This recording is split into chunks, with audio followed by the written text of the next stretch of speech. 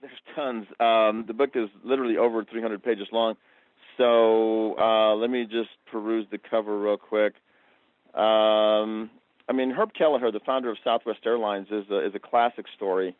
I interviewed Herb Kelleher personally in his Dallas office, and Herb Kelleher was also a practicing attorney who had zero experience in the airline industry. He didn't own a plane. He'd never worked for the airline industry. He knew nothing about the industry, or I should say very little. At that time, in the 1960s, the only people that could fly were the wealthy movie stars and business executives. So he himself had only been on an airplane twice, and that was when a client paid for it. And so I said, Herb, how on earth did you come up with this whole idea of Southwest Airlines? I mean, and more importantly, what made you think you could compete in that industry that was already dominated by these multi-billion-dollar companies? And it was funny because, he looked at me and said, well, I saw something that nobody else saw.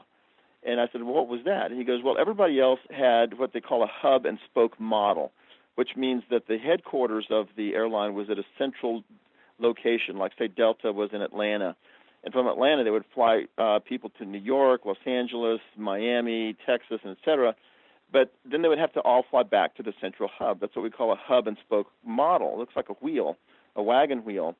And Herb said to me, in Texas is a big enough state to where I realized that you don't have to do that. You can simply fly in a circle and pick up people at every point and just fly round and round and round in a circle, and you can save tons and tons of money and cut your fares in half. And so that's what he did. He started in Texas, and his circle was actually a triangle between Dallas, San Antonio, and Houston. And he called it a shuttle, basically, which is what it was. He could get you there quicker than any bus or any taxi, of course, and at pennies on the dollar compared to what the big airlines were charging.